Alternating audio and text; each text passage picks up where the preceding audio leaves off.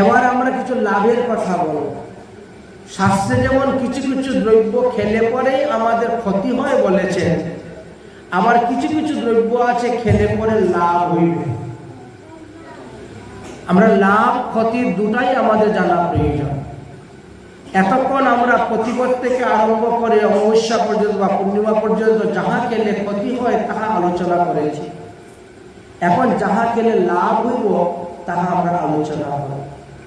প্রতিপদ দিবসে শুদ্ধ গরুর ঘি একটা কটুরির মধ্যে দিয়ে আলাদা করে পৃথকভাবে ভগবানকে ভোগ দিবেন। এমনিতে তো আমরা প্রতিদিন অন্যের উপরে ঘি দিই, কারণ অন্যের উপরে ঘি না দিলে অন্নটা সাত্বিক হয় না। অন্ন হলো রজগুণ, অন্ন রজগুণ। এই জন্য অন্নকে শতগুণ সাত্বিক করার জন্য ওই ভোগের উপরে একটু ঘি দিতে হয়। তাছাড়া আলাদা একটা কটুরির মধ্যে করে যদি একটু ঘি ভোগ দেন, আর সেই ভোগ যদি আপনি ওই ঘি, অল্প একটু ঘি, বেশি নয়, আপনি সেবা করেন, তাহলে দেখবেন আপনার পুরাতন রোগ ধীরে ধীরে ভালো হয়ে যাবে। প্রতিপদে ঘৃত ভগবানকে ভোগ দিয়ে সেই ভোগ প্রসাদ খেলে পুরাতন রোগ ভালো হয়। দ্বিতীয়াতে ভগবানকে চিনি ভোগ দিবেন, দিয়ে সেই চিনি প্রসাদ গ্রহণ করবেন। চিনি হোক, মিষ্টি হোক, চিনির বাতাসা হোক, দেখবেন ধীরে ধীরে দেহের মধ্যে বলবীর্য শক্তি বৃদ্ধি পাবে। এই জন্য দ্বিতীয়াতে চিনি ভোগ দিয়ে খেতে হয়। তৃতীয়াতে দুগ্ধ ভোগ দিবেন।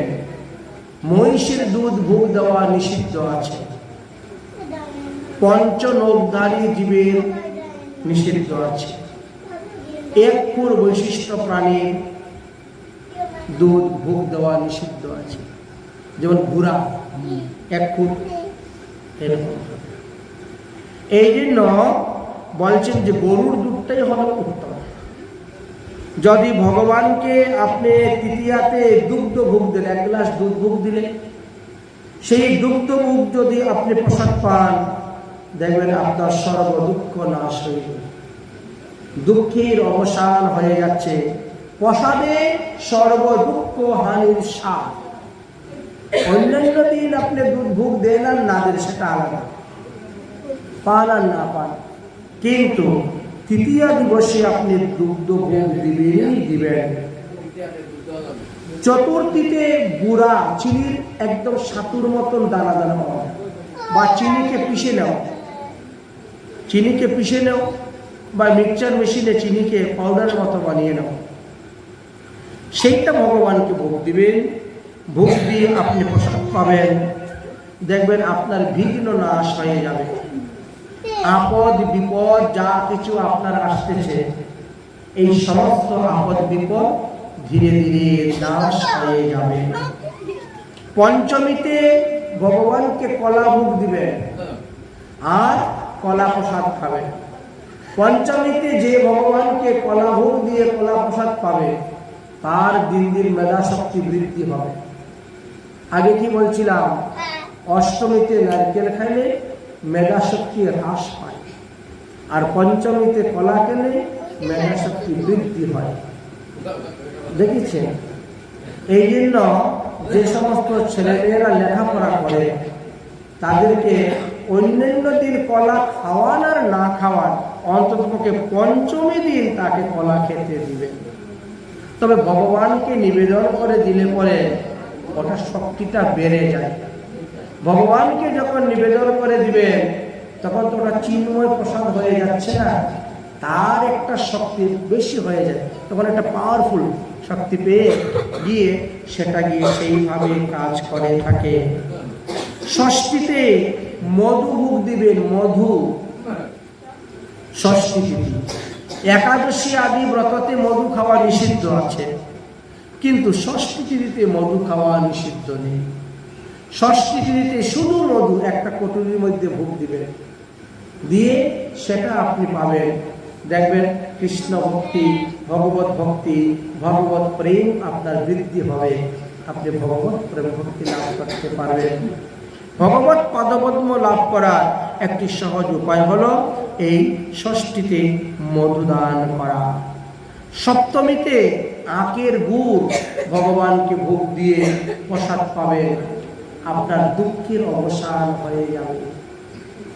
এই যে ছোটখাটো সংসারের মধ্যে ঝগড়াঝাটি অশান্তি লেগেই আছে, ছেলে মেয়ে ইত্যাদিকে নিয়ে, সেই সমস্ত দোষ কেটে যায় যদি আখের গুড় ষষ্ঠীতে ভগবানকে ভোগ দেওয়া হয় এবং সেই ভোগ প্রসাদ গ্রহণ করা হয়। সপ্তমীতে গুড় ভোগ দিলে দুঃখের নাশ হয়। অষ্টমী তিথিতে খই ভোগ দিবেন, অষ্টমী তিথিতে খই ভোগ দিবেন। তাই বলে শ্রীকৃষ্ণ জন্মাষ্টমীতে দিও না, রাধা জন্মাষ্টমীতে দিও না, কারণ এই দিন ব্রতের দিনে অন্নদান করা নিষিদ্ধ। তবে ভগবানকে দেওয়া যাবে, কিন্তু কেউ খেতে পারবে না তো। কিন্তু ভগবানকে ভোগ দিয়ে অষ্টমীতে যে খই খাবে তার তিতাব জ্বালা নাশ হয়ে যাবে। আদি দৈবিক, আদি ভৌতিক, আধ্যাত্মিক এই তিতাব জ্বালা নাশ হয়ে যাবে। এই জন্য অষ্টমী তিথিতে খই ভোগ দিয়ে সেই খই প্রসাদ পেতে হয়। তবে অষ্টমীতে যদি ব্রত করে তাহলে দিবেনও না, পাবেনও না। এতদিন অন্য দিন দিবেন, তাহলে আপনার তিতাব জ্বালা নাশ হয়ে যাবে। নবমীতে নারকেল ভগবানকে ভোগ দিয়ে প্রসাদ পাবেন, দেহের মধ্যে সৎসাহস বৃদ্ধি হইবে। এই জন্য আপনি অষ্টমীতে ভোগ দিলে রেখে দেন, ওটা খাবেন না, নবমীতে গিয়ে খাবেন। কারণ নারকেল নবমীতে খাওয়া খুব ভালো। নবমীতে নারকেল খেলে পরে এতে সৎসাহস বৃদ্ধি হয়ে থাকে। দশমীতে বললেন তিল ভোগ দিবেন, তিলের লাড্ডু ভোগ দেন, তিল ভেজে গুঁড়া করে আপনি ভোগ দেন। আগেরকার দিনে দেখতাম শশা দিয়ে তিল দিয়ে, এখনকার সেই রকম শশা পাওয়া যায় না। এই বড় বড় এই লম্বা লম্বা শশা দেখতাম নিয়ে আসতেন, আর তিল দিয়ে শশা দিয়ে টক বানাতেন গুড় দিয়ে। ছোটবেলা খুব খেয়েছিলাম। তো দশমীতে যদি কেউ তিল দিয়ে বেসন দিয়ে পকোড়ি বানিয়ে দেও, আর তিলের লাড্ডু বানিয়ে দেও, আর যেভাবে হোক ভগবানকে তিল দিয়ে যদি কেউ তিল প্রসাদ পায় বা তিল দান করে, তাহলে তিল পরিমাণে পাপ তার দেহের মধ্যে থাকবে না, সব পাপ নষ্ট হয়। দশমী ভগবান শ্রীকৃষ্ণ আবির্ভাব হওয়ার পর নন্দ মহারাজ 56 মণ তিল দান করেছিলেন। অষ্টমীতে জন্ম নিল, নবমী দশমী দুদিন তো নন্দ উৎসবই চলল। এই জন্য দশমীতে তিল দান। নবমীতে কি করলেন? 20 লক্ষ গাভী দান করলেন। 20 লক্ষ গাভী দান করতে করতে সারাদিন চলে গেল। দশমীতে 56 মণ তিল দান করলেন। চিন্তা করছেন? এইবার বললেন যে দশমীতে আপনি তিল দান করবেন, তাহলে তিল পরিমাণে পাপ আপনার দেহের মধ্যে থাকবে না। একাদশী দিনে দই ভোগ লাগানো খুব ভালো। দই বাজারের কিনা দই আনলে হবে না, শুদ্ধ সদাচার ভাবে ঘরের মধ্যে দই বসাবে। চুলা ভালো করে পরিষ্কার করে লেপে মুছে দুধ গরম করে দই বসিয়ে দেন। একাদশী দিবসে সেই দই ভগবানকে ভোগ দিবেন।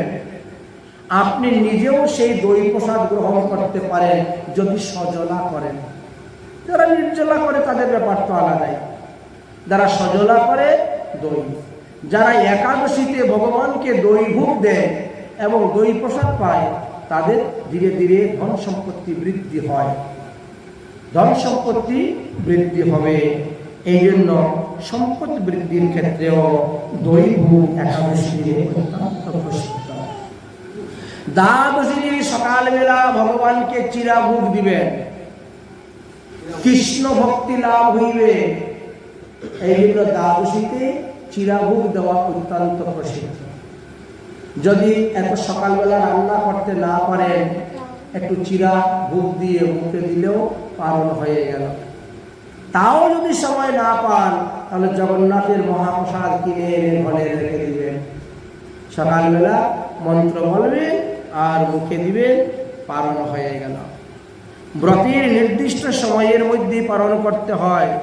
পালনের একটা সময় দেওয়া থাকে পঞ্জিকার মধ্যে। সূর্যোদয়ের পর এতটা থেকে এতটার মধ্যে আপনাকে ব্রতের পালন করতে হবে, সেই অনুসারেই করতে হয়। তাহলে দ্বাদশী হয়ে গেল চিরাভোগ।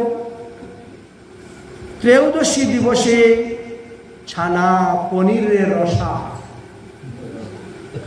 ছানার রসা পনিরের রসা ভগবানকে দিবে। ত্রয়োদশীতে যারা ছানা পনির ভগবানকে ভোগ দেয়, তাদের বংশে পুত্র সন্তান বৃদ্ধি হয়, বেশি হয়। বুঝলেন? এই জন্য বংশ বৃদ্ধির জন্য এই ছানা ভোগ দেওয়ার কথা বলা আছে।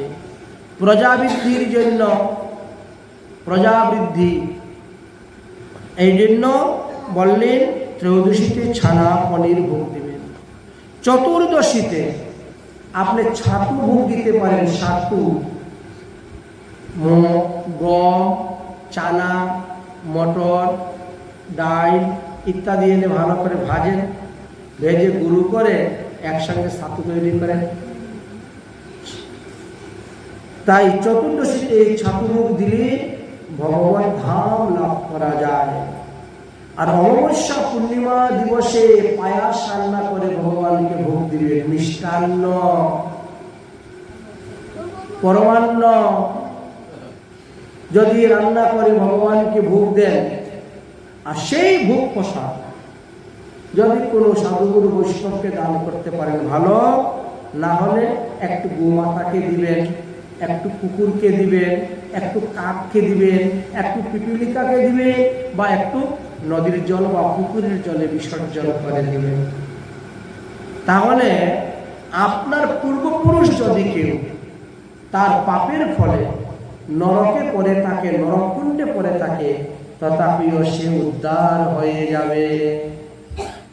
ভগবানকে অমাবস্যা পূর্ণিমাতে এইভাবে ভোগ দানে এতই উত্তম ফল এবং ভোগ প্রসাদ গ্রহণের দ্বারা উত্তম ফল লাভ করা যায়। এইভাবে বেশ কিছু তত্ত্বকথা শাস্ত্র নিরূপণ করা আছে।